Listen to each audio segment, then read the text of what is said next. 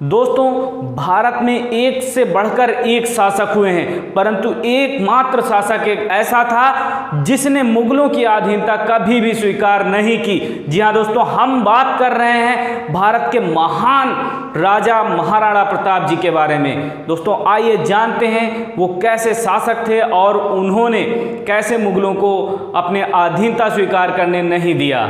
जय हिंद दोस्तों, आप सभी का स्वागत है हमारे इस YouTube platform crack academy Unnao पर। दोस्तों, जो भाई लोग हमारे वीडियो पे नए हैं, हमारे चैनल को सब्सक्राइब करें और अपने दोस्तों में शेयर करिए। दर्द कहाँ तक पाला जाए, युद्ध कहाँ तक टाला जाए, तू भी है राणा का वंशज, फेंक जहाँ तक भाला जाए। चलिए आज बात करते हैं भारत के एक महान शासक महाराणा प्रताप जी के बारे में। दोस्तों, आज से 500 साल पहले दिल्ली के सिंहासन पर मुगलों का राज था। दोस्तों, उस समय की बात है जब अकबर मुगल सेनापति बन चुका था। दोस्तों, अकबर ने अपने शासन में कई राजाओं को अपने अधीन कर लिया।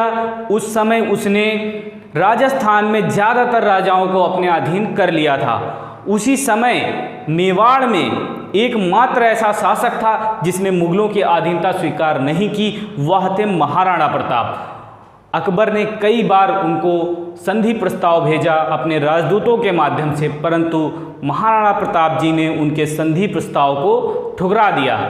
इसी से अकबर बहुत ज़्यादा क्रोधित हो गया। उसने कई बार और कोशिश की कि महाराणा प्रताप उससे मित्रता कर लें, परंतु महाराणा प्रताप ने मुगलों की अधीनता स्वीकार करने से साफ मना कर दिया। दोस्तों, क्या आप जानते हैं हल्दी घाटी का युद्ध अकबर और महाराणा प्रताप जी के बीच लड़ा गया? इसका क्या कारण था कि यह युद्ध लड़ना पड़ा? दोस्तों, अकबर महाराणा प्रताप जी को अपने राजदूतों के माध्यम से मुगलों की अधीनता स्वीकार करने के लिए संधि प्रस्ताव बार बार भेजता था, क्योंकि मुगलों ने ज़्यादातर राजस्थान में राजाओं को अपने संधि के प्रस्ताव के कारण उनका अपना गुलाम बना लिया था। परंतु महाराणा प्रताप एक ऐसे शासक थे जिन्होंने मुगलों की अधीनता स्वीकार करने से साफ साफ मना कर दिया। उन्होंने कहा कि मैं मुगलों की अधीनता स्वीकार नहीं करूँगा। इसी कारण हल्दी घाटी का युद्ध लड़ा गया।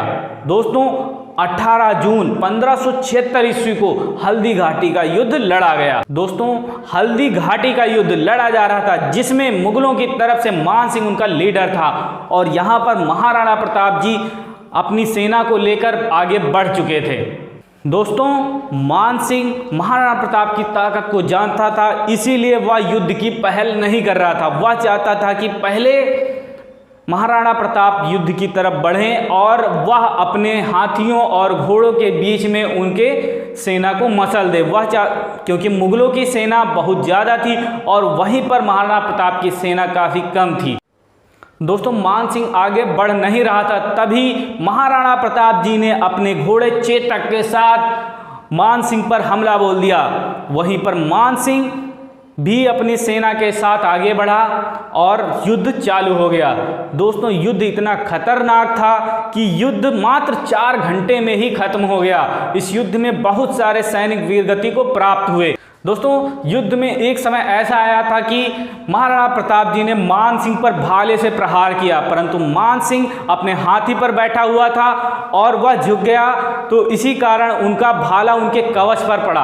परंतु महाराणा प्रताप जी ने यह समझा कि वह मर चुका है, इसीलिए उन्होंने उसको छोड़कर आगे युद्ध प्रारंभ कर दिया। दोस्तों, युद्ध चल ही रहा था, इसी बीच महाराणा प्रताप पर 7 वार हुए, जिसमें से 3 वार तलवार से और 4 वार भाले से हुए, जिससे महाराणा प्रताप काफ़ी ज़्यादा थक चुके थे और घायल हो चुके थे। इसी बीच उनके एक सरदार मन्ना जी झाला ने महाराणा प्रताप जी का मुकुट पहन लिया और युद्ध में डट गए। मुगलों ने मन्ना जी झाला को महाराणा समझकर उनसे युद्ध करना प्रारंभ कर दिया और इसी बीच महाराणा प्रताप को सुरक्षित वहां से निकाल लिया गया, परंतु मन्ना जी झाला वीर गति को प्राप्त हुए। दोस्तों, कहा जाता है कि महाराणा प्रताप और अकबर की सेना में इतना भयंकर युद्ध हुआ था कि वहां बहुत सारे लोग मारे गए थे। मन्ना जी झाला की वीर गति प्राप्त होते ही मुगलों में चारों तरफ खुशी की लहर छा गई। इसी बीच मुगलों की विजय घोषित हुई, परंतु इसका डिसीजन अभी तक लिया नहीं जा चुका है कि इसमें कौन जीता।